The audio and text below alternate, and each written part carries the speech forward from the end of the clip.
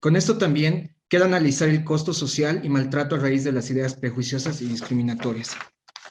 A continuación, cedo la palabra al doctor Edwin Machicado, director de la carrera de Derecho de la Universidad Mayor de San Andrés.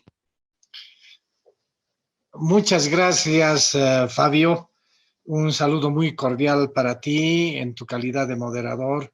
Por supuesto, también un saludo muy cordial para Stephanie Llanos, que es la coordinadora y hace posible que se realice este importante evento de orden académico. A nuestro distinguido y apreciado director ejecutivo de ADESPROC Libertad GLBT, Alberto Moscoso Flor, un cordial saludo también para él. Y a nuestras expositoras, la licenciada Carolina Aliaga, que es psicóloga de profesión, la licenciada María del Carmen Gemio, que es psicóloga y socióloga también, a la licenciada Elena Attard, máster en Derecho Constitucional, a todas ellas un saludo muy cordial y un agradecimiento por su predisposición para poder realizar este evento tan significativo.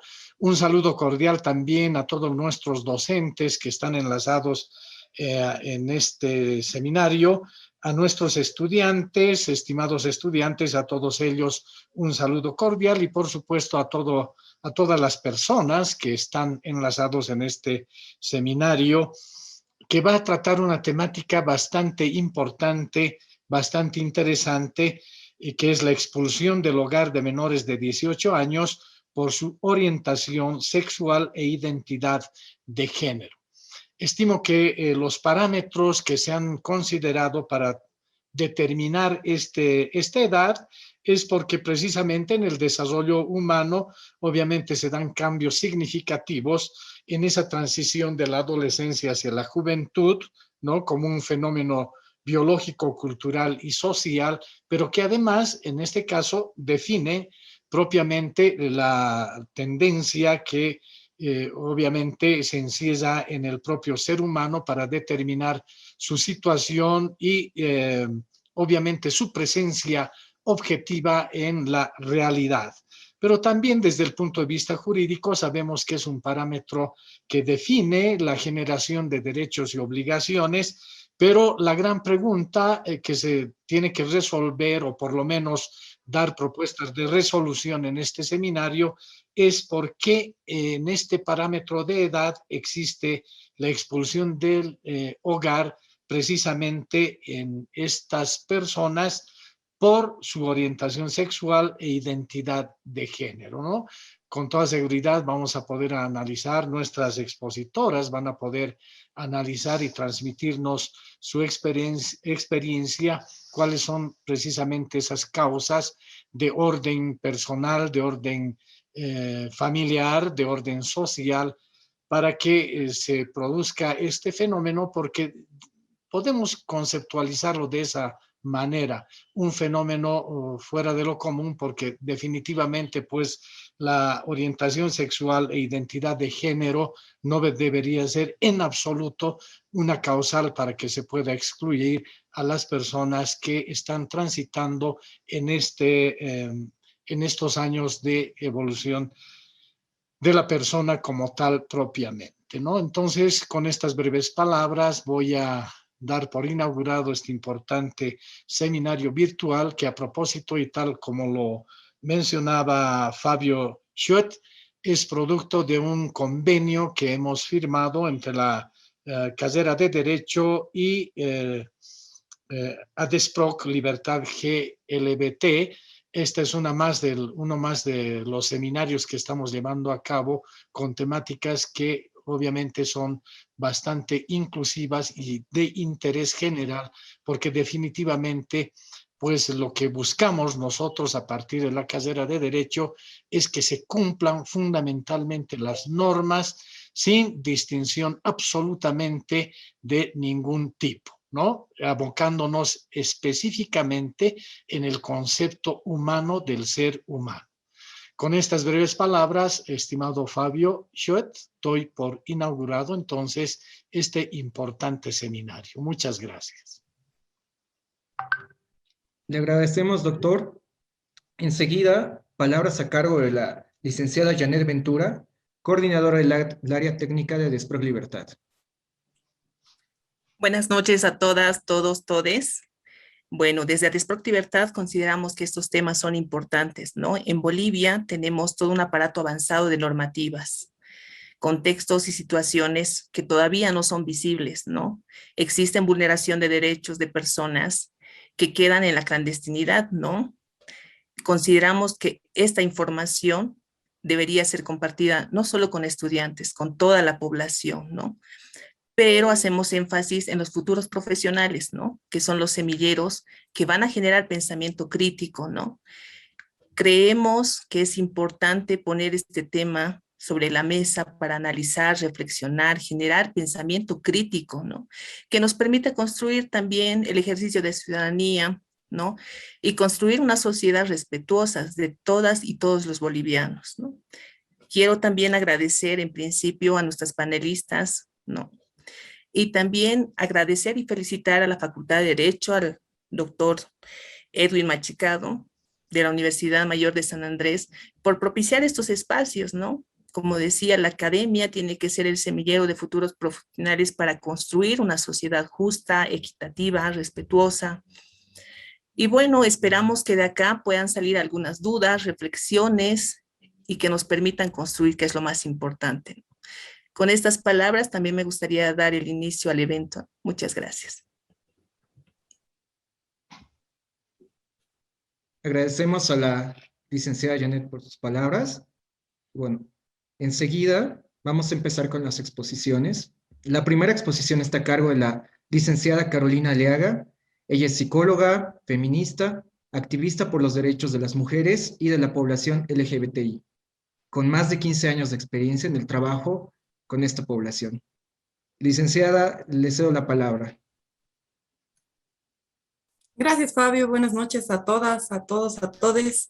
Agradecida por la invitación, por estar en este espacio.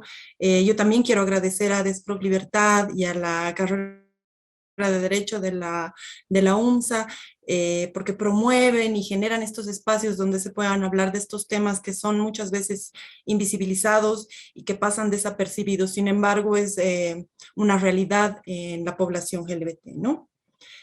Para iniciar, me gustaría compartir unas diapositivas que he presentado. Me avisan, por favor, si se ve y si se me escucha bien. Sí, ¿Pueden Se ve, ver? licenciada. Sí. Súper, entonces comienzo. Como todos ya saben, todos saben, vamos a hablar de la expulsión del hogar de menores de 18 años debido a su orientación sexual o a su identidad de género. Este es un tema muy controversial y que nos mueve mucho emocionalmente porque realmente nos causa mucho impacto el hecho de saber que chicos y chicas menores de 18 años son expulsados de sus hogares o muchas veces ellos mismos huyen de estos para evitar esos maltratos que sufren dentro del hogar a causa de que se han enterado de su orientación sexual o su identidad de género, ¿no? Esto se da a partir de la discriminación que existe dentro del mismo hogar.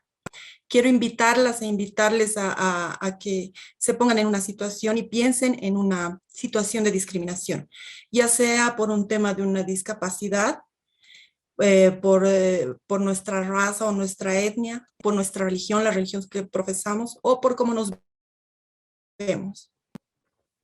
Todas estas personas que sufren cualquiera de estos tipos de discriminación, una vez que llegan a su hogar, se encuentran con personas que o bien comparten la misma situación o bien empatizan con la situación que están pasando. Sin embargo, las personas que pertenecen a la población LGBT no pasa eso. Una vez que llegan al hogar no encuentran un referente o alguien que comparta las mismas emociones y sentimientos y lo que ellos están pasando.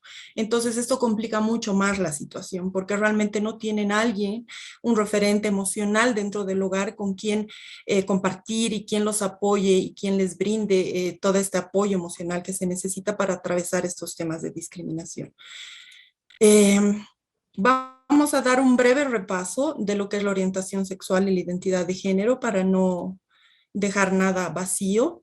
La orientación sexual se refiere a la atracción física, romántica y emocional de una persona por otra persona. Todo el mundo tiene una orientación sexual que es integral a la identidad de la persona. En términos fáciles, la orientación sexual es quién me gusta, de quién me enamoro, quién me atrae. ¿Sí? Los hombres gays y las mujeres lesbianas se sienten atraídos y atraídas hacia personas de su mismo sexo. Un hombre gay se siente atraído por otro hombre y una mujer lesbiana se siente atraída por otra mujer. Las personas heterosexuales se sienten atraídas hacia personas de un sexo distinto al suyo. Un hombre se siente atraído por una mujer y una mujer por un hombre. Y las personas bisexuales se sienten atraídas a personas del mismo sexo o del sexo distinto. ¿Sí? Y la orientación sexual no tiene relación con la identidad de género. Pasamos a la identidad de género. La identidad de género se refleja en un sentido profundo y experimentado del propio género de la persona.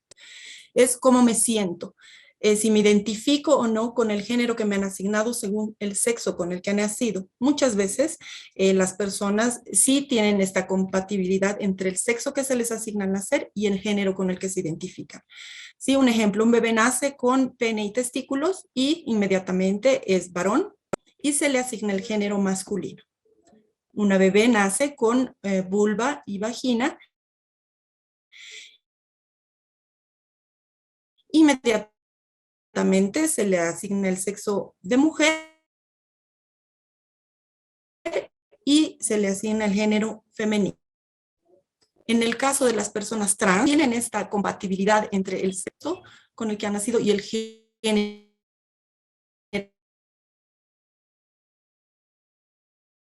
que se les asigna. Entonces, estas personas muchas veces optan por una cirugía para adecuar sus identidades ni los tratamientos hormonales con el género que no es compatible con el sexo que se les ha asignado al nacer. Ya entrando en el tema, si bien Bolivia tiene mucho avance legal en normativas que nos dan un paraguas en cual respaldarnos, como en la Constitución Política del Estado con el artículo 14, toda forma de racismo y discriminación, Bolivia en estas leyes prohíbe y sanciona toda forma de discriminación fundada en razón no es real. ¿Cómo se puede decir? No es algo que se ve en la realidad. Sí, porque nosotros todos yo creo que conocemos de casos o escuchamos de casos en los que muchos son vulnerados en todas las esferas, ya sea educativo, laboral, en salud, también en el diario vivir, en las instituciones, ya sean públicas o privadas, estas personas todos los días. Licenciada, lamentablemente, por el hecho... Sí, dime. No sé si tal vez podría apagar su cámara y solamente la presentación porque está fallando un poco la conexión. Ya, súper. Ok. Dame un ratito. No puedo entrar.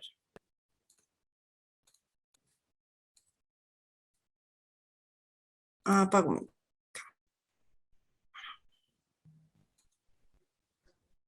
Ya. Vuelvo a compartir entonces. Gracias.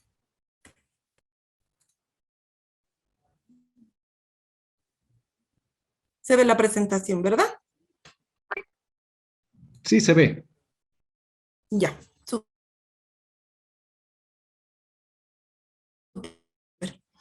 Entonces, no sabíamos activa que es revolucionaria en toda Latinoamérica, no se cumple, ¿verdad? Entonces no hay sanción, por más que hay denuncias sobre hechos de vulneración a muchas personas de la población LGBT, no hay sanciones ante estas vulneraciones, ¿no?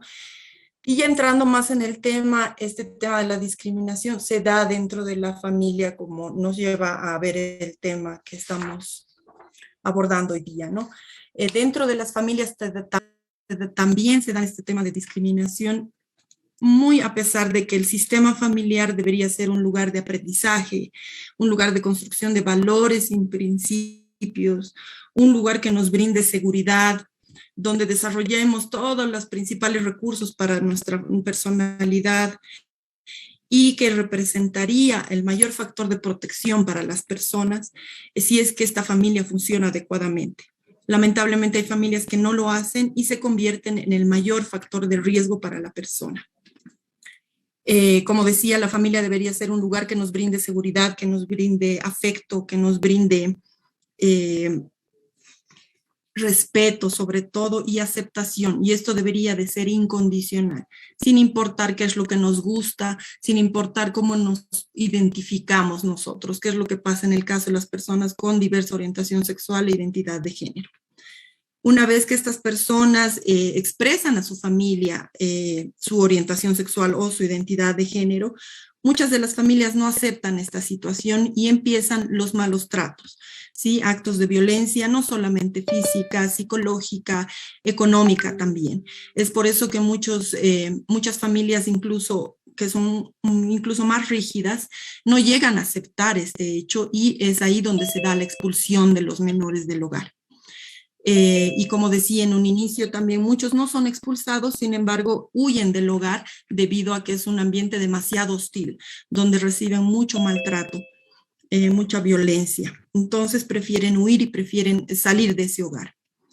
El problema, aparte de que es un gran problema, el hecho de que tu misma familia te rechace, no te acepte y no, por ende, tú entiendes que no te aman, eso causa muchos problemas a nivel de psicológico en cuanto a la autoestima, la autoaceptación, autocontrol y demás. Conlleva otros problemas, ya que los muchachos y las muchachas que salen de su hogar, obviamente menores de 8 años, muchos no han terminado el colegio o están cursando el colegio, no tienen dónde irse muchas veces es toda la familia extensa, tíos, primos, abuelos, y todos los que pueden familia rechazan, entonces realmente no tienen dónde acudir, no tienen un lugar donde quedarse, muchos recurren a amistades o a personas, pero lamentablemente también esto es complicado porque no pueden brindarles un lugar donde quedarse y comida y demás por mucho tiempo, ¿no? Entonces esto pone no solamente en riesgo emocional y físico al joven, ¿no? Es un riesgo total por el que pasan. Porque además estas personas sufren discriminación fuera del hogar. Entonces, es bien claro que ellas puedan acceder a lugares donde se les brinde protección, se les brinde cobijo. Un estudio hecho en Estados Unidos, en América, lamentablemente no hay ningún estudio que nos refleje algunas estadísticas de esto, pero un estudio que se ha hecho en Estados Unidos donde también hay muchos jóvenes menores de 18 años que viven fuera de sus hogares y viven en la calle prácticamente, ha revelado que los jóvenes que sufren rechazo tienen un 8.4 veces más posibilidades de inclinarse al suicidio, 5.9 más veces de experimentar depresión, 3.4 veces más de consumir drogas y 3.4 veces más de tener sexo sin protección. El 26% de los jóvenes que viven fuera del hogar han sido forzados a dejar el hogar y el 42% de toda la población que vive en la calle se identifica como parte de la población LGBT. Realmente escuchamos y conocemos historias de terror sobre este tema, de muchachos y muchachas que pasan realmente momentos muy complicados, que no tienen qué comer, que no tienen dinero para sustentarse. Estos son algunos de los problemas que conlleva el hecho de haber salido del hogar o haber sido expulsados del hogar. Tenemos problemas de salud mental. Como decía, muchos de estos muchachos tienen más tendencia a desarrollar depresión, problemas de depresión, lo que puede terminar en intentos o en hechos suicidas. como tal. También pasan por problemas de ansiedad, porque obviamente te genera mucha ansiedad el hecho de no ser aceptado por tu propia familia, de las personas que deberían de amarte, de protegerte, no te aceptan. Y también trastornos de conducta, ¿no? Empiezan a tener ya problemas como la actividad criminal, empiezan a caer en situaciones de criminales, no solo robar, pueden meterse a pandillas para sentirse aceptados por algún grupo, pueden empezar a vender drogas para poder generar algún dinero y poder sustentar su vida. También pueden ser parte de algunos crímenes, lamentablemente, ¿no? También tenemos el abuso sexual y la prostitución. Un 42% de los muchachos y muchachas que viven en la calle GLBTs, en este estudio al que me refiero, sufren abuso sexual en los lugares en los que se quedan. Y un 82% recurren a la prostitución como medio de obtener recursos financieros. Y un 48% recurren a la prostitución como intercambio por comida o por alojamiento. Entonces es una situación realmente que lleva a los muchachos y muchachas a tomar muy malas decisiones y a ponerse en situaciones de riesgo. Otro tema que vemos es la malnutrición y la salud. Y como no comen bien estos muchachos y muchachas, su sistema inmunológico se deprime, por lo que están más propensos a contraer enfermedades como la tuberculosis o algunas infecciones de transmisión sexual, porque obviamente esto los lleva a tener relaciones sexuales sin protección. También puede entrar ahí el VIH-Sida, ¿no? Dentro del tema de consumo de drogas y el abuso de alcohol también es una conducta muy repetida en población que vive en la calle y obviamente en personas de la población LGBT. Lo hacen como un escape a la situación y ya entran en un tema de adicción también. En este estudio refleja que el 69% de los muchachos y muchachas LGBTs de la calle consumen drogas o alcohol. Es un número bastante elevado, ¿no? Y obviamente la falta de educación, como son menores de edad y obviamente el papá, la mamá son los que cubren los gastos del colegio, estos se ven obligados a abandonar y más si incurren en actividades criminales y cosas así, estos muchachos dejan de ir al colegio, lo que obviamente se convierte en como una bola de nieve que va volviendo el problema mucho más grande, ¿no? Al no tener educación, obviamente no pueden encontrar trabajo, entonces se siguen retroalimentando el tema de la actividad criminal, el abuso sexual y el uso de drogas y alcohol. Entonces realmente este tema de la expulsión de muchachos y muchachas LGBT es bien complicado, es súper grande, es algo, como les decía en un inicio, que muchas veces es invisibilizado. No hay denuncias al respecto porque obviamente si te pones en el lugar de ellos y ellas es bien complicado denunciar a tu familia, ¿verdad? Porque todavía tienes ese vínculo, ese afecto con tu familia. Entonces es bien complicado que vayas a denunciar por maltratos porque obviamente es ilegal botar a un menor de edad y dejarlo en la calle sin protección, pero no existen denuncias al respecto. Sin embargo, es algo común en nuestra sociedad, lamentablemente. Para finalizar, les dejo con una frase que dice, los padres o más no son dueños de la vida de sus hijos e hijas, y en la medida en que respeten la independencia, fomentarán personas estables y saludables emocionalmente. Gracias. Muchísimas gracias, licenciada. Sin duda, a lo largo de la exposición, los participantes pueden ir dejándolas en el chat para ser contestadas al final, ¿no? Vamos a tener una ronda de preguntas también. Y bueno, siguiendo paso el programa, está la doctora María Elena Tart Bellido, que es abogada, ¿no? Es máster en Derecho Constitucional y Procesal Constitucional de la Universidad Latina Simón Bolívar. Asimismo, es máster en Derecho Internacional por la Universidad Complutense. Es docente en programas de posgrado de la Universidad Latina Simón Bolívar, en la Universidad Mayor de San Simón Cochabamba, en la Universidad Mayor de San Andrés, en la Universidad Francisco Javier Chisaca, en la Universidad Manuel Sergio, Universidad Tomás de Frías, entre otras, ¿no? Es miembro de la red de mujeres constitucionalistas de Latinoamérica.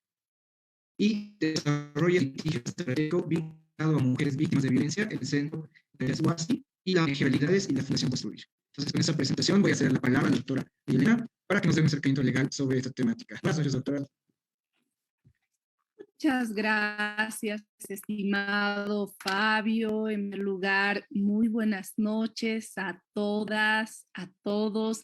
Quiero mandar un saludo muy cordial a Desproc Libertad, un saludo muy cordial a la UMSA, a la carrera de Derecho, al doctor Edwin Machicado, a la doctora Estefanía Llanos y a todas las panelistas que me acompañan en este espacio, y también un saludo muy cordial a todas y todos. Celebramos desde la red de mujeres constitucionalistas de Latinoamérica y el Centro Yachaywasi, que somos clínicas jurídicas especializadas en temas de género, usamos estos espacios de diálogo, de reflexión, que son tan impiedades y generar sociedades igualitarias y exentas de todo tipo de discriminación, especialmente discriminación basada en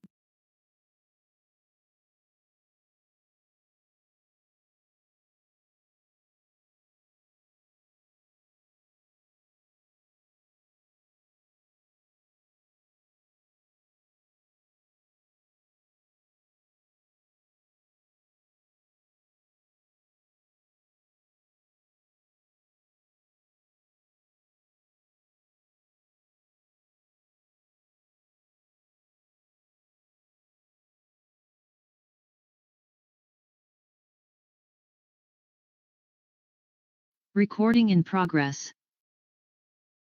¿Cómo vamos a abordar desde el ámbito jurídico esta temática, no?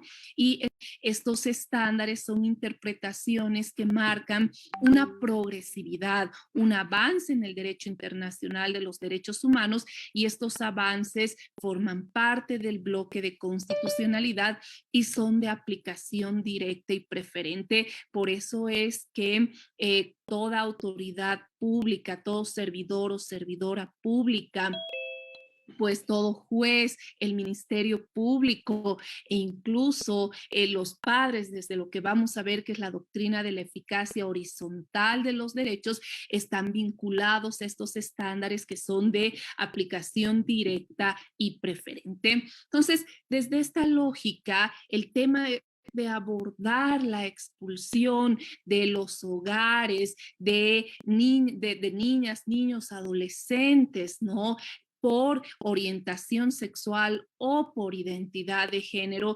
jurídicamente primero debe tener este primer abordaje desde la doctrina del bloque de constitucionalidad. Y en ese sentido, al margen de la Constitución, tenemos un primer gran instrumento, el cual yo quiero resaltar porque es la Convención de Derechos del Niño, ratificada por el Estado boliviano y que forma parte del bloque de constitucionalidad. Este instrumento en derechos humanos es sumamente importante y ha marcado una progresividad en el tema de derechos de la niñez y adolescencia, pero vamos a ver también cómo ha tenido una irradiación importante en el sistema interamericano y cómo va a tener una irradiación y una influencia directa en el modelo constitucional boliviano y en su aplicación directa.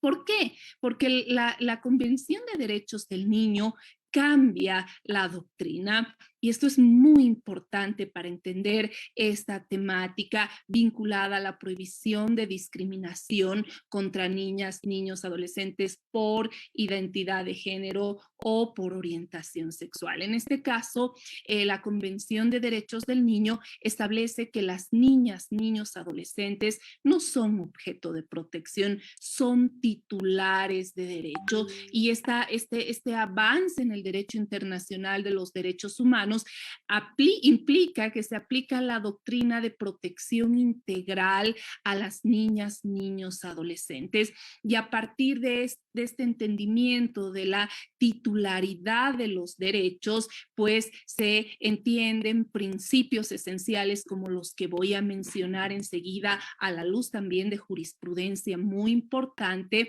como es el caso del principio del interés superior de las niñas, niños, adolescentes, el principio de autonomía progresiva de la voluntad que vamos a ver, el principio de no discriminación, especialmente por identidad de género, por orientación sexual, y otros principios como el de dignidad, ¿no?, que forman parte del núcleo esencial de esta titularidad de los derechos de las niñas, niños, adolescentes. En ese sentido, la Convención de Derechos del Niño ha tenido un gran avance en el sistema universal, pero en el sistema interamericano también es importante mirar estándares internacionales que forman parte del bloque de constitucionalidad, que son de aplicación directa y que nos van a ayudar a entender cómo debemos abordar no solamente las obligaciones de los padres, sino especialmente los derechos de las niñas, niños y adolescentes, porque nuevamente reitero, las niñas, niños, adolescentes no son objeto de protección, sino más bien son titulares de derechos, ¿no? En ese sentido, la Corte Interamericana de Derechos Humanos tiene dos roles fundamentales y aquí tenemos estándares muy, muy importantes que son de aplicación directa y que en el ámbito jurídico debemos abordarlos, ¿no? En ese sentido, la Corte Interamericana de Derechos Humanos tiene dos roles específicos, un rol contencioso y tiene un rol interpretativo. En los roles contenciosos, vamos a ver enseguida, vamos a ir reflexionando sobre algunos casos emblemáticos de la Corte Interamericana de Derechos Humanos, pues en este rol la Corte va desarrollando interpretaciones, estas interpretaciones de acuerdo a la sentencia constitucional 110/2000 son de aplicación directa y preferente, ¿no? Pero también la Corte Interamericana de Derechos Humanos tiene un rol interpretativo. En el rol interpretativo emite las opiniones consultivas y las opiniones consultivas generan interpretaciones, estándares internacionales que forman parte del bloque de constitucionalidad y que son de aplicación directa y preferente. En el caso de la niñez y adolescencia, y además vinculados específicamente a la garantía de prohibición de discriminación por identidad de género y por orientación sexual, tenemos dos opiniones consultivas importantes que en el ámbito jurídico, para asumir defensa, pero no solo en el ámbito jurídico, sino en toda esta labor preventiva, en toda esta labor de activismo judicial, pues son herramientas muy importantes. En ese sentido, pues uno de los grandes avances que hemos tenido está dada en la opinión consultiva 24/2017. Esta opinión consultiva versa específicamente sobre los derechos a la identidad de género y también los derechos a la orientación sexual y a la igualdad y prohibición de discriminación por orientación sexual. Cito esta opinión consultiva, la 24/2017, porque los estándares, y aquí este es un tema muy importante y que hace incluso que veamos, por ejemplo, la ley de identidad de género, la normativa interna, siempre en una interpretación conforme al bloque de constitucionalidad. Y voy a ir resaltando algunos elementos muy importantes de esta opinión consultiva, la 24/2017, que como les mencionaba, pues va a tener estándares importantes, pero que además va a asumir algunos otros criterios del rol contencioso de la Corte Interamericana de Derechos Humanos, con los cuales también es importante reflexionar. Y en ese sentido, por razones de tiempo, además voy a sistematizar y voy a sacar los elementos más importantes de dos temas. Primero, un caso del rol contencioso de la Corte Interamericana y luego de esta esta opinión consultiva para luego concluir en este tema de las obligaciones de los padres y fundamentalmente, como les decía, los derechos de las niñas, niños, adolescentes. En ese sentido, en el rol contencioso de la Corte Interamericana de Derechos Humanos, pues hay un caso emblemático además para que podamos entender toda esta lógica de la discriminación y también los derechos de la niñez y adolescencia, ¿no? El caso emblemático es el caso Karen Atala Rifo y Niñas versus Chile. Este fue un caso emblemático porque cambió la jurisprudencia de la Corte Interamericana de Derechos Humanos. Este era un caso a partir del cual la mamá, que es Karen Atala Rifo,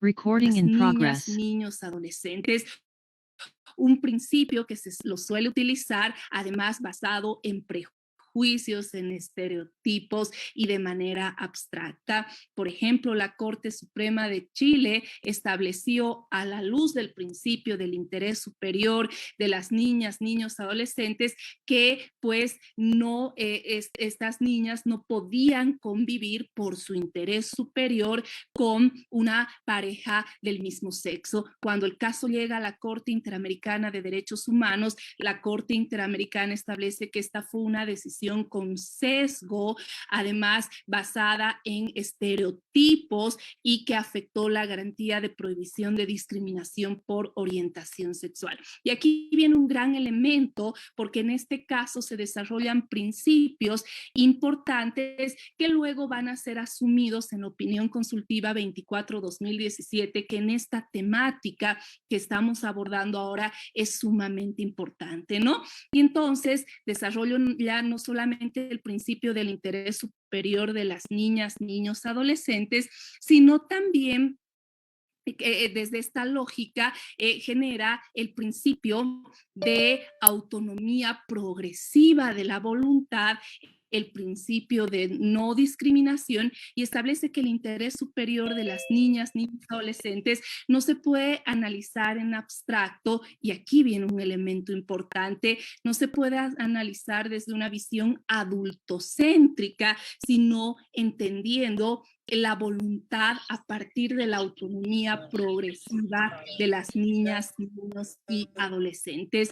En esta lógica, y por eso en esta temática de establecer los derechos y las obligaciones de los padres en contextos de familias diversas, también es importante ver el avance que ha generado la opinión consultiva 24/2017. Esta opinión consultiva ha establecido justamente, como les señalaba, el derecho a la identidad de género y por orientación sexual o por identidad de género, ¿no? Y entonces supera esta lógica adultocéntrica y aplica el principio del interés superior de las niñas, niños, adolescentes.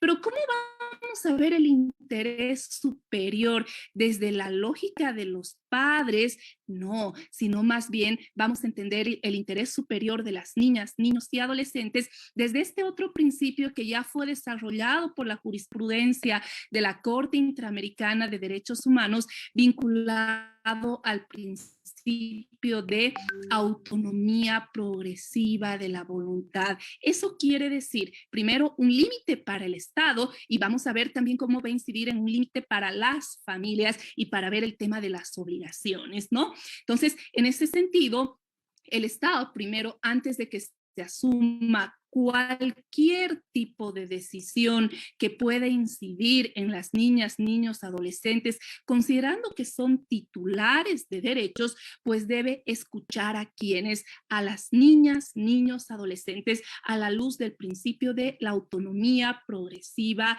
de la voluntad, porque esto implica superar esa lógica adultocéntrica, ¿no? Y mirar en los niños, niñas, adolescentes como titulares de derecho y no como objetos de derecho. Entonces, la lógica de el principio de autonomía progresiva de la voluntad, el interés superior de las niñas, niños, adolescentes, viene además vinculada al principio de prohibición de discriminación por identidad de género y por orientación sexual, que son derechos que desde esta opinión consultiva forman parte de la Convención Americana de Derechos Humanos. En ese sentido, además, la Corte da uno de los grandes avances en temas de niñez y adolescencia. Primero, en esta opinión consultiva se desarrolla un concepto que debemos ver, porque el tema de las obligaciones parentales, ¿no?, a la luz de la prohibición de discriminación, se deben mirar a la luz también de estos principios de autonomía progresiva de la voluntad y del interés superior de las niñas, niños, adolescentes. Por lo tanto, las obligaciones de los padres se emergen también al interior de las familias en una lógica de respeto a sus derechos, de acuerdo a la autonomía progresiva de la voluntad y desde una lógica en la que el interés superior de la niña, niño, adolescente no se mira desde la visión de los padres, sino desde el sentir y desde la voluntad de las niñas, niños, adolescentes. En este concepto, la opinión consultiva 24/2017 primero va desarrollando también otro gran avance del derecho internacional de los derechos humanos, y por eso es que ya no debemos utilizar el concepto de familia.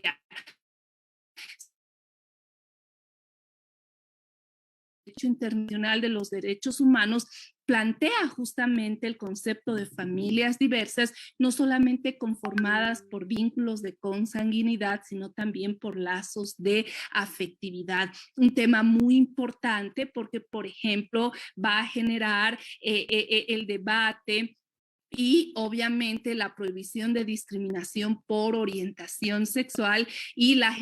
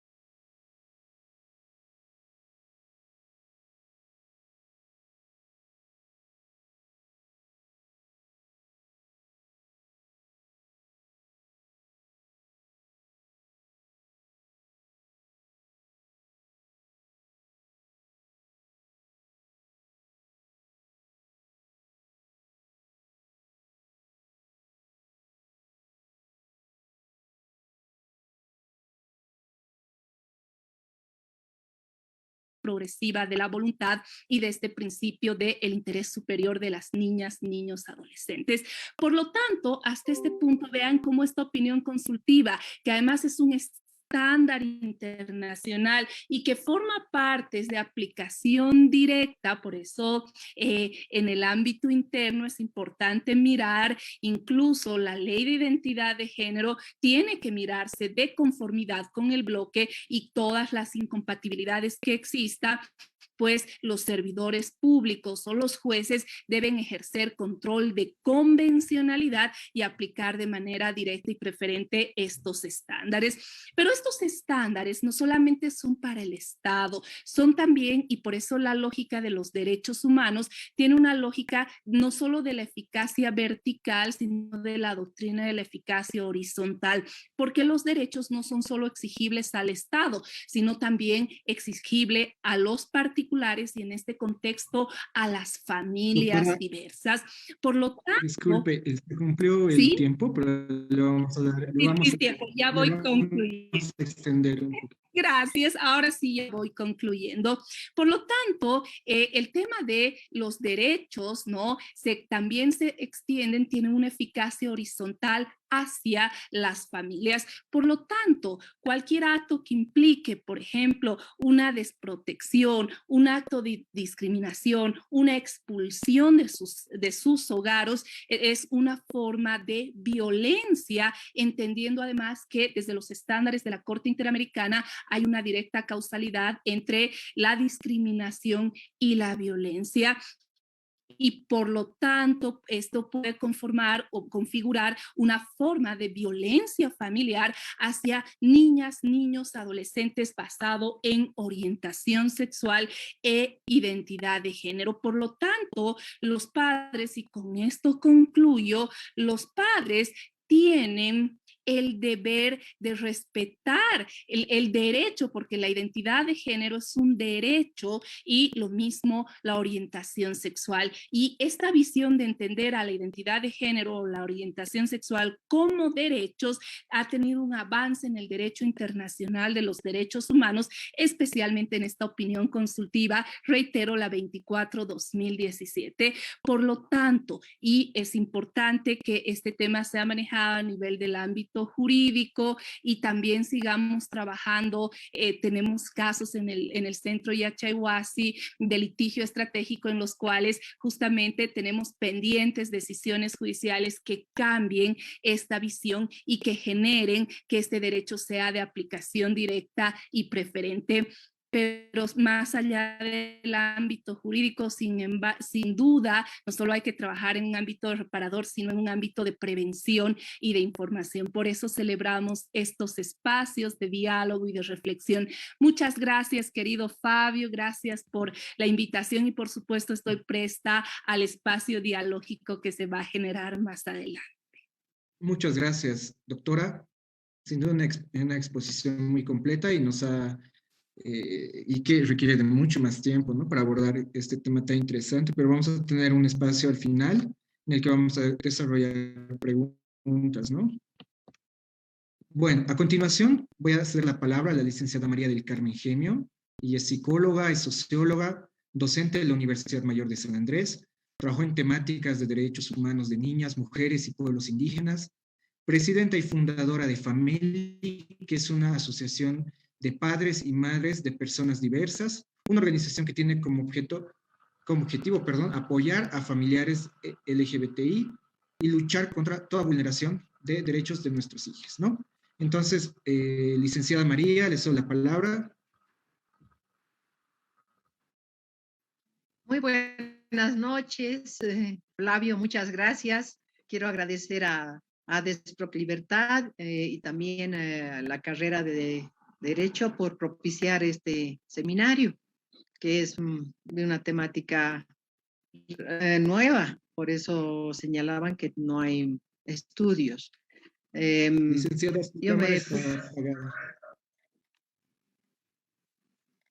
¿Ahora sí me ven? Ahora sí. Me había olvidado, sí. Ya, ahora sí me ven. Bueno, ya he agradecido y espero que me estén bien. Yo no me veo. Sí, le estamos viendo. Estamos viendo. Ya, bueno, yo creo que no necesito compartir.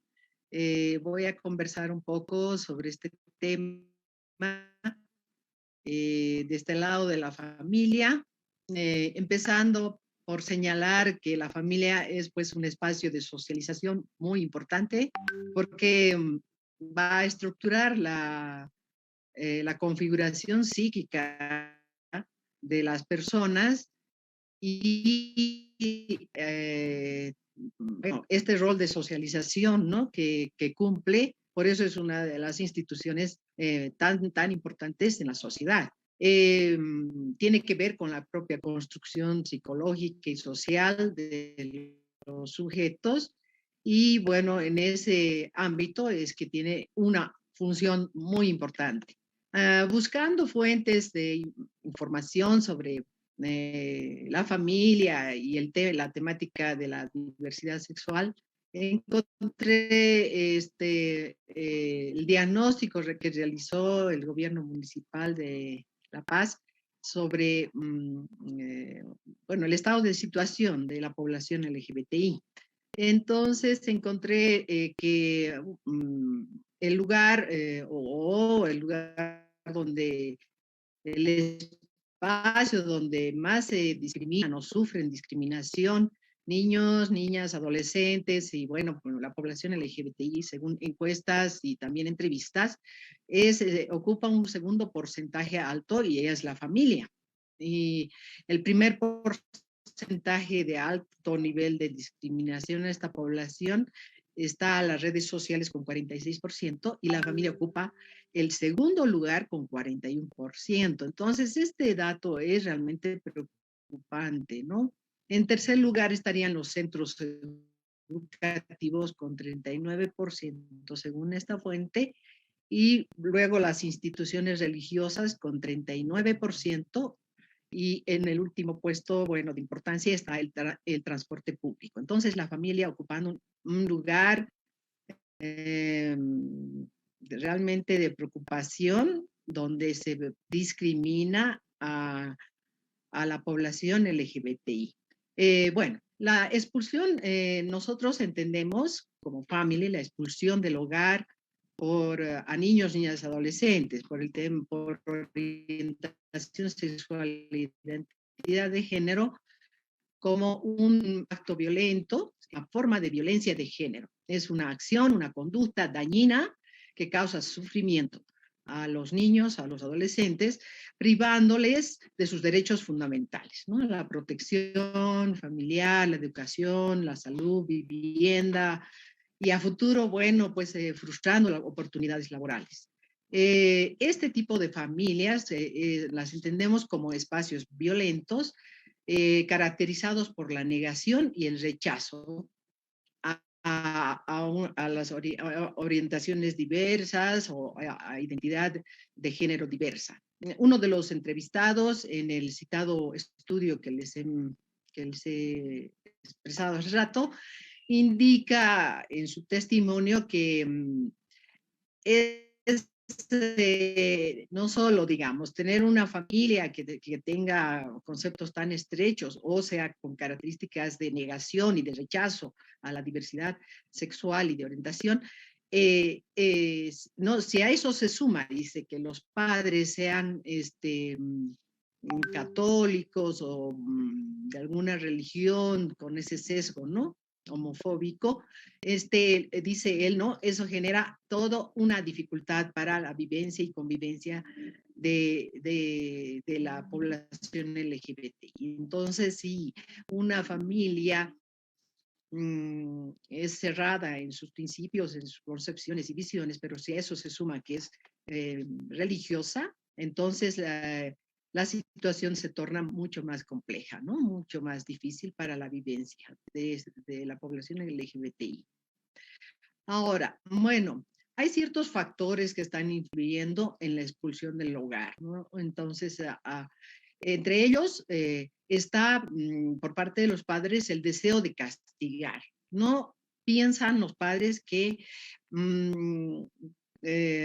si expulsan o los echan del hogar, piensan que es una forma de castigo y que con eso van a escarmentar, ¿no?, sus hijos, y que van a poder producir algún cambio, porque, bueno, no aceptan la identidad, la diversidad. Entonces, uno de esos factores es ese, un deseo de castigar. Otro es padres o madres que estén muy con un sesgo cultural ligado a la heteronormatividad, lo que se refiere a tener como modelo, digamos, o como normalidad las relaciones heteronormativas, o sea, heterosexuales, y no aceptar otras formas de relación u orientación sexual e identidad. Entonces, están con ese sesgo cultural, por lo tanto, eso les parece muy anormal, ¿no?, o poco natural, no empalma con sus ideales. Entonces, es otro de los factores que influyen en la expulsión del hogar. Los estereotipos sexuales también ocupan un importante papel en este tipo de conductas, ¿no? De padres que pueden causar este tipo de violencias, porque son estereotipos sexuales que los padres tienen con relación a la sexualidad, y entonces no aceptan que sus hijos se desvíen de la norma, y hay esos estereotipos. Después, también juegan las expectativas que tienen los padres, ¿no? Las expectativas generalmente se van en términos de que el relacionamiento, en términos de lo que implica la elección de una pareja, por ejemplo, siempre vaya por el lado de la expectativa de que sea, si es varón, elija una mujer, entonces siempre lo hetero, ¿no? Entonces, cuando los hijos no cumplen esta expectativa, entonces los padres que no aceptan este tipo de relaciones pueden tornar violentos. También los estigmas, ¿no? El estigmatizar, el hecho de que nos llega información muy distorsionada con relación a la población o a las personas LGBTI, entonces nos formamos un estigma como padres, considerándolos como inferiores o maricones o anormales, etcétera. Entonces tenemos ese estigma como papás, y por lo tanto eso nos cierra las posibilidades de poder entender a nuestros hijos. Igualmente los prejuicios y la intolerancia, que es una conducta de no aceptación y de rechazo, castigando sexualidades e identidades que no están dentro de la normatividad. Estos son factores que influyen en nuestro comportamiento como papás, y que pueden, por eso cometen actos violentos, como el echar al hijo o a la hija de la casa. En el caso de las mujeres, además se suma este tema de la identidad femenina o la temática, ¿no? de la mujer. Entonces, se han encontrado que hay familias que tienden a apoyar en el estudio que se ha realizado del municipio de Paceño. Se ha encontrado que hay cierto más apoyo familiar, con un 57% a gays y con un 51% a lesbianas. En cambio, en las personas transgéneros, más bien no son apoyadas en un mayor porcentaje, llegando a un 61% casi, y en las transexuales a un 50%. Es decir, que las familias como que ya estamos queriendo asimilar el tema de la orientación sexual, pero lo de transgénero y transexual está muy complicado, por eso hay mucho más rechazo por parte de los padres y las familias. Bueno, la expulsión de los hogares de niños, niñas y adolescentes es un factor de vulnerabilidad, porque bueno, eso incide directamente en la escolarización, especialmente durante la niñez. Si un niño es echado de su hogar y pierde la posibilidad de tener acceder al derecho de educación. Por lo tanto, es un factor de alta vulnerabilidad, dejando a los niños muy desprotegidos en esa condición. Después, bueno, hay un impacto muy fuerte respecto a la expulsión del hogar. Puede significar, en el caso de niños, niñas y adolescentes de la población LGBTI, que terminen en situación de calle. O bien puede ser de que por la necesidad tengan que hacer arreglos habitacionales muy precarios, ¿no? Y tratando de procurarse sustento para la supervivencia.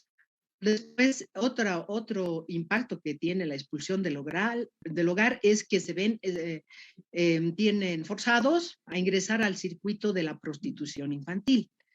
Y finalmente hay otro impacto que también es importante, que se llaman las infancias interrumpidas, en las que si se los arroja a la calle a corta edad, entonces los niños se ven forzados a asumir sus roles de adultos. Bueno, el impacto de la salud mental ya lo mencionó Carolina. Y bueno, tal vez reforzar que sí, cuando son echados del hogar, se afecta la integridad psicológica, lo que incluye altos niveles de estrés, depresión, un sentimiento de abandono. Entonces eso es el impacto que se produce a nivel de la salud mental. Bueno, nosotros como family tenemos como objetivo justamente llegar a las familias, a los padres, más que todo padres, madres de familia que tienen hijos de la población LGBTI, y hacemos apoyo, brindamos información, precisamente estamos en el ámbito de la prevención, ¿no? Entonces sabemos que hay etapas por las que pasamos los padres para poder aceptar a un hijo. Empezamos realmente rechazando, a veces empezamos con shocks, con un shock emocional que nos puede durar, bueno, cada papá vive sus tiempos, sus procesos. Hay como 7 pasos que seguimos, tenemos una experiencia, digamos, al respecto y testimonios, y con eso conversamos con padres nuevos y charlamos. Y bueno, he querido, bueno, no sé, creo que ya me estoy pasando, pero bueno, para el 17 de mayo hemos escrito algo los papás, ¿no? Porque el Día Internacional contra la Homofobia, y una mamá que ha pasado nueva, ¿no? Que recién llegó al grupo, escribió algo muy bonito que se los voy a leer, y justamente era esta mamá la que apoya a su hijo, y el papá más bien, en general, eso se ve también en las familias, que quiso expulsar a su hija que tiene una orientación sexual lésbica. Entonces ella, después del proceso de Estaría en Family, escribió, dice: tuve la bendición de ver nacer a mi hijo 2 veces. La primera vez niña, y cuando nació la vida como un muchacho feliz y libre, amo a mi hijo trans. Así escribió esta mamá y nos encantó. Bueno, muchas gracias, y hasta ahí llega mi presentación. Muchísimas gracias, licenciada María. Sin duda, una frase que también nos vamos a llevar el día de hoy. Y bueno, enseguida vamos a dar curso a la ronda de preguntas que se han ido, recopilando, tanto de las redes sociales, de Facebook y las de la sala. También seguimos a la espera de preguntas de los participantes que quieran hacerlos a través de la sala. Tenemos la primera pregunta para la licenciada Carolina Aliaga, que nos pregunta, ¿no? ¿Cómo afecta el rechazo de los padres en el desarrollo socioafectivo de una persona? Licenciada Carolina. Sí. Afecta pues mucho en el desarrollo socioafectivo, ¿no? Porque el hecho de que siempre necesitamos como personas la aceptación y el cariño de nuestra familia, ¿no? Y necesitamos también ese referente afectivo que siempre son nuestros padres, abuelos, hermanos y lo que constituye a nuestra familia, ¿no? Entonces afecta mucho en el desarrollo, como les mencionaba en mi presentación, también en la autoestima, ¿no? En el autoconcepto, en la autopercepción que se tiene, influye bastante, les baja la autoestima terriblemente, pasan por procesos de depresión, y se ve muy comúnmente el hecho de que estas personas buscan la aceptación, como no pueden de su familia, en otros entornos, ¿no? Ya sea amigos, pareja, entonces viven en busca de esa aceptación, de ser aceptados, de complacer al otro, a la otra, y eso les genera muchos problemas a la larga, ¿no? Entonces realmente es algo que afecta mucho el hecho de privar a estos muchachos, a estas muchachas de ese cariño, de esa aceptación, de ese amor, de ese respeto que se tiene que tener, que todas las personas merecemos, ¿no? Que se nos respete con nuestros gustos, como nosotros somos, como nosotros nos identificamos. Muchas gracias, licenciada. Tenemos otra pregunta, bueno, ahora vamos a derivarla a la doctora María Elena Tar, creo que es la que corresponde, en este caso, que dice, bueno, ¿qué procede en el caso de que una menor de edad sufra violencia y se expulsa del hogar? Muchas gracias por la pregunta. En primer lugar, recordemos que el Estado tiene instancias específicas de protección para la niñez y adolescencia. En estos casos de expulsión, sin duda, deben intervenir la Defensoría de la Niñez, ¿no? Y pues hay varias vías. Una primera vía es, por supuesto, a través de el proceso que se pueda generar a nivel judicial ante un juez de niñez y adolescencia, justamente desde esta lógica de la vulneración de derechos de niñas, niños y adolescentes. Pero también, como les decía, la expulsión de un adolescente del hogar desde el punto de vista legal es una forma de violencia en razón de género. Y recordemos aquí, y quiero citar un estándar jurisprudencial más alto, el Tribunal Constitucional, muy importante, la sentencia 346, quebrado 2018, S2, que establece que la violencia en razón de género no solo sea en relación a las mujeres, sino también a las niñas, niños, adolescentes y también a las personas LGBT, en relación a las personas LGBT. Y por lo tanto, pues desde esta lógica, la expulsión del hogar puede configurarse como una forma de violencia familiar tipificada, contenida en la Ley 348 y tipificada en la normativa penal, ¿no? Entonces, también, por supuesto, puede generar una forma de una lógica de un proceso penal.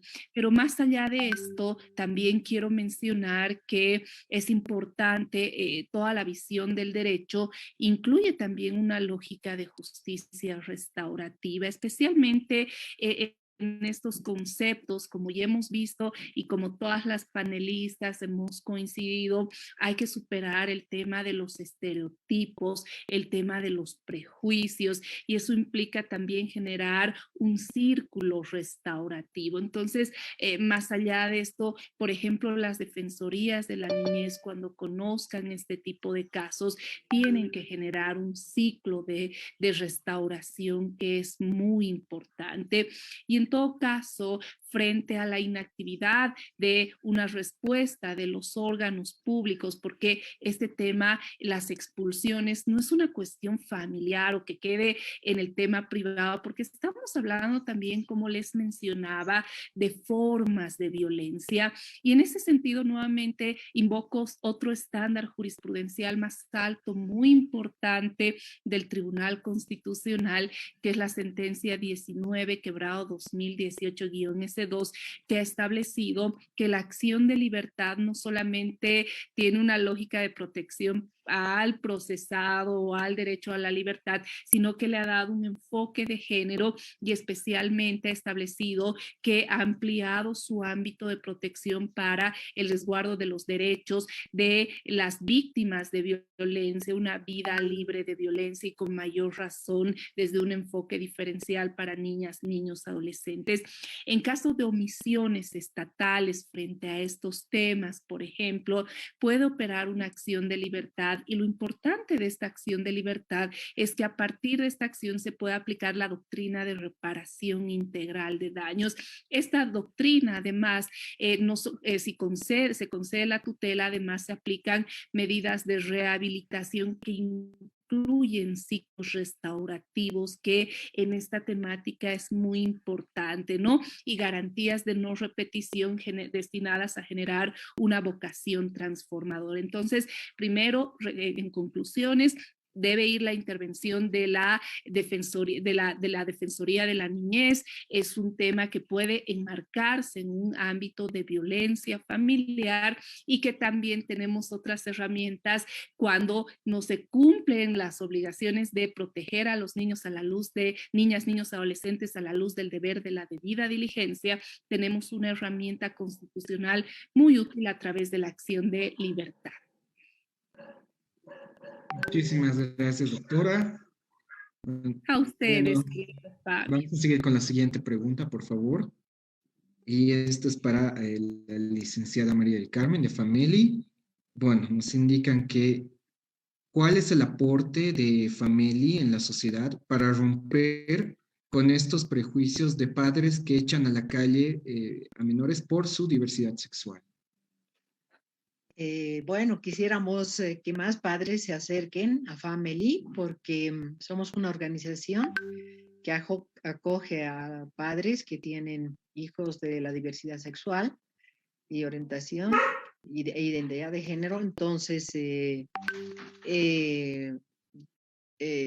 bueno, lo que hacemos es bien importante. El tema es que los padres tienen cada uno sus procesos y cuesta realmente hacer que se acerquen a nosotros como grupo, pero estamos creciendo.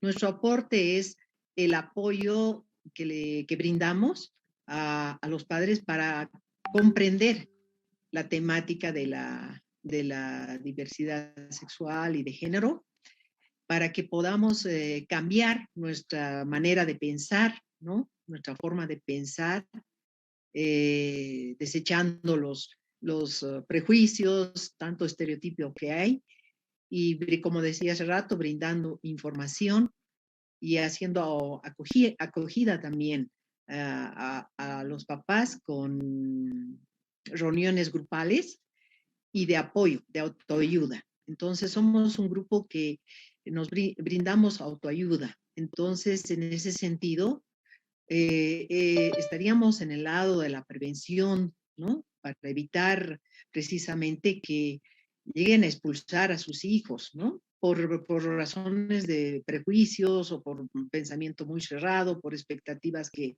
tal vez hay que ir cambiando o por sean los factores que estén influyendo. Entonces, ese es nuestro rol. Muchas gracias, licenciada María. La siguiente pregunta va dirigida a la licenciada Carolina Aliaga. Y dice, bueno, así, ¿qué se debe hacer cuando nos encontramos con aquellos menores expulsados de sus hogares? ¿No? El primer acercamiento, me parece. El primer acercamiento, no entiendo si a nivel psicológico o como una persona, pero lo importante es acercarse y brindarle esa seguridad, ¿no? Esa confianza de que hacerle conocer que no está solo ni sola, que hay muchas personas que están pasando tal vez por lo mismo o que han pasado por lo mismo y ahora se encuentran bien. Hay que brindarle tal vez atención a todo lo que necesita, averiguar qué es lo que está, por cuál situación está pasando, si tiene dónde dormir, si tiene dónde comer, si tiene algún referente, algún amigo, alguna persona de la misma población que le pueda brindar apoyo. Ese en cuanto a la acción primaria, ¿no? Y en cuanto al tema psicológico, yo considero que es súper importante hablar con esa persona, brindar la atención psicológica a esa persona, la contención que necesita y tratar de generar un acercamiento a la familia, ¿no? Para poder brindar la información que esa familia necesita, porque básicamente es falta de información lo que nos lleva a estos problemas de no aceptar y no entender qué es lo que le está pasando a nuestro hijo, a nuestra hija, ¿no? Si tenemos toda la información clara sobre lo que son las diversidades sexuales y genéricas, va a ser mucho más fácil que podamos entender. Obviamente, como decía María del Carmen, cada padre tiene su proceso que tiene que ser también respetado. Sin embargo, bajo una conducción, ya sea en terapia familiar o ya sea en los grupos de autoayuda de Family, este proceso se hace más liviano, por lo tanto más ligero y más fácil de que sea acelerado, ¿no? Y promover el hecho de que la familia al final acepte al hijo o a la hija, ¿no? Tal como es, porque sí, como personas necesitamos ese referente, ese acercamiento a nuestra familia, a las personas que queremos, que amamos y que también nos aman, ¿no? Entonces, ese yo creo que es los primeros acercamientos que se tienen que tener con esas personas. Muchas gracias, licenciada. La siguiente pregunta va direccionada a la doctora Marilyn Tart y dice así, ¿no? Nos consultan si hay normativa nacional que sancione a los padres respecto a la expulsión de menores por su orientación sexual o identidad de género. Muchas gracias. Tenemos que entender que la normativa interna, tenemos el código niña, niño, adolescente, donde están las obligaciones de los padres, donde también se asume el criterio de la Convención de Derechos de las Niñas, Niños, Adolescentes, como les decía, entendiendo que son titulares de derechos, y a partir de esta normativa se debe generar la sanción y estos procedimientos de esta lógica restaurativa. Pero también es muy importante, y por eso en esta temática también es relevante ver la influencia del derecho internacional de los derechos humanos. ¿Por qué? Porque el entender los avances que hemos tenido en el derecho internacional de los derechos humanos genera para los jueces la obligación de ejercer control de convencionalidad. Y eso es un tema muy importante, especialmente en el ámbito del derecho. ¿Por qué? Porque no tenemos un sistema jurídico netamente positivista basado solamente en la ley, sino que la ley interna debe ser interpretada de conformidad con la Constitución, con el bloque de constitucionalidad, y pues a partir de ello tenemos que aplicar de manera directa y preferente los estándares en ejercicio del control de convencionalidad. Y este es el mandato de la propia Constitución en los artículos 410, en el 13.1, en el 13.4, en el 256, ¿no? Por lo tanto, si bien las obligaciones de protección, de cuidado, ¿no?, están disciplinadas en el Código Niña, Niño, Adolescente, pues estas obligaciones, aunque y además está consagrada la garantía de prohibición de discriminación, estas obligaciones se complementan con los estándares para lograr una inmediata restitución al hogar y con procesos de restauración que habíamos visto. Pero también es importante ver en la normativa interna, hay que ver los casos en los cuales se puede configurar una lógica de violencia familiar, un tema de expulsión, porque hay que ver también toda la lógica de la violencia psicológica. Hay familias en las cuales realmente los estereotipos son tan profundos que además generan un ciclo de violencia al interior de la familia. Entonces, en este caso tenemos la ley 348 y también tenemos la ley 1173 específicamente vinculado al tema de medidas de protección.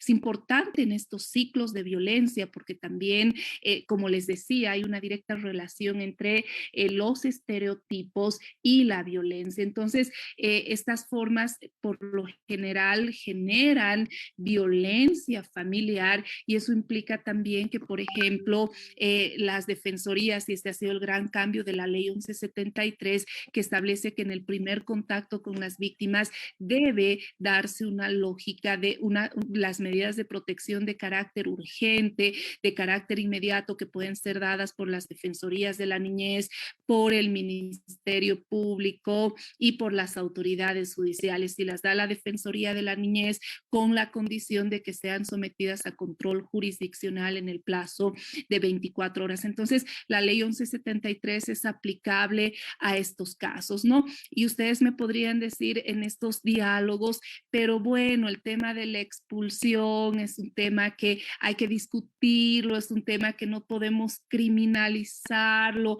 es un tema que no tendría que terminar los padres, por ejemplo, privados de libertad. Y aquí es muy importante entender la lógica de la ley 348 en este tema de violencia familiar que puede darse a partir de discriminación por identidad de género u orientación sexual hacia los hijos, ¿no? Y en ese sentido, la ley 348, por ejemplo, para el tema de violencia familiar, tiene una forma de sanción que son las sanciones alternativas, es decir, en estos casos no, salvo que exista otras formas más graves de violencia que sí se puede presentar. Por ejemplo, hay muchos casos en los que no solo hay una expulsión, sino también, por ejemplo, ya hay agresiones físicas, salvo esos casos que ya son otras formas de violencia que tienen sanciones mucho más o penas mucho mayores. Pero, por ejemplo, el tema de la violencia familiar, desde la ley 348, no tiene una visión punitiva, y por eso la ley 348 establece las sanciones alternativas que van, por ejemplo, desde trabajos comunitarios, desde estos círculos restaurativos, toda esta visión de justicia restaurativa, ¿no? Entonces, por eso es muy importante también aplicar la ley 348 en las sanciones y con todo lo que es la reparación integral de daños, y siempre mirar la normativa interna y aplicarla no solo desde la normativa interna, sino en una conformidad con la Constitución y con el bloque de constitucionalidad. Ese es el avance del derecho internacional, de los derechos humanos, del enfoque de derechos humanos que debe tener toda autoridad judicial y toda autoridad administrativa. Muchísimas gracias, doctora. Bueno, en los comentarios también hay un agradecimiento, ¿no? La doctora Tar, muy sólida intervención, le agradezco su aporte, ojalá las autoridades tengan su conocimiento y apertura. Y bueno, la siguiente pregunta es para la licenciada María del Carmen, que nos dice, ¿no? Bueno, que los padres ¿cómo una familia puede apoyar a un menor de 18 años con diversa orientación sexual o identidad de género? Ya, gran parte de las reacciones de los padres se deben a la ignorancia. Entonces, es importante brindar información a los padres. Generalmente percibimos ciertas conductas en nuestros hijos y no las podemos comprender. Entonces, es muy importante la información. Con eso apoyamos a que los padres puedan tal vez ver el paso que tienen sus hijos o las experiencias o el comportamiento que tienen sus hijos desde otra mirada, de tal manera que les permita llegar a la aceptación en un proceso que pasa primero a ver, por el rechazo, pero después ya va pasando poco a poco con información y con el apoyo que se hace también a partir de nuestras experiencias. Los padres cuando nos escuchan o nos escuchamos a nosotros, nos sentimos acompañados. Es decir, qué bueno saber que hay papás o mamás que viven, que tienen el mismo problema que yo. Entonces, eso nos ayuda a sobrellevar, digamos, y a compartir también lo que pasamos. Entonces, esa es la manera de apoyar a los padres. Es bien importante llegar a los papás. Sería importante abarcar por ejemplo, hacer convenios con juntas de los padres escolares, pero lamentablemente en esta época de pandemia todo ha dificultado el trabajo, ¿no es cierto? Entonces, no estamos pudiendo llegar a concretar algunas ideas de proyectos incluso que teníamos para poder abarcar, llegar a los papás con información para conversar, ¿no? Y es algo que también hacen las ONGs, las instituciones que apoyan a la población LGBTI. Pero bueno, Family tiene esa intención. Y esa es la manera que nosotros abordamos, porque no tiene mucho sentido, digamos, la parte punitiva, ¿no? Primero yo creo que hay que llegar con información a los padres para salir de la ignorancia y propiciar un cambio de actitud. Muchas gracias, licenciada María del Carmen. Con esto concluimos la ronda de preguntas y las exposiciones. Voy a ceder la palabra al director ejecutivo de ADESPROC Libertad, Alberto Moscoso Flor, para que pueda dar las palabras de cierre de este seminario. Muchísimas gracias, Fabio. Buenas noches a todas, todos y todes. Realmente ha sido una jornada muy interesante con posiciones, posturas, recomendaciones, pero también información muy pertinente respecto a este tema que lamentablemente va quejando bastantes años atrás en lo histórico del movimiento LGBT, y hemos ido viendo cuánta gente ha salido lastimosamente de la casa, echada de sus hogares, porque los padres, como lo han dicho ya nuestras exponentes, no concebían que sus hijos puedan tener una orientación o una identidad sexual diversa. Quiero agradecer profundamente este panel de lujo. Mil gracias a la doctora Elena María Tart, a las licenciadas María del Carmen Gemio y la licenciada Carolina Aliaga por sus brillantes exposiciones. Agradecidos nuevamente también con la universidad y con la carrera por seguir generando estos espacios que creo son no solamente de aprendizaje, no solamente de información o de capacitación respecto a ciertos temas que manejamos en la institución, sino también son temas de sensibilización, de abrir las mentes, abrir el corazón y darnos la oportunidad de conocer, indagar, aprender un poco más respecto a esto. Muchísimas gracias a todos, todas y todes por su participación, a quienes han estado siguiendo durante estas 2 horas y un poco más el webinario y bueno, hasta otra oportunidad. Muchísimas gracias, muy buenas noches. Gracias, Beto. Un gusto, María del Carmen. Gracias, Carito. Gracias, Muchas doctora. gracias, querido Alberto. Un gusto. Muchas gracias a todos los participantes también esta noche. Y bueno, dejamos el micrófono abierto si es que alguna de las exponentes quiere decir algo o, bueno, concluimos el seminario de esta noche, ¿no? Okay, ya. Bueno, entonces damos por finalizado este seminario virtual, esperando tener en una próxima oportunidad a los participantes en estos espacios de lucha contra la discriminación. Muchas gracias y buenas noches a todos. Buenas noches, buen fin de semana. Gracias. Gracias, buenas noches. Gracias. Gracias, buenas noches.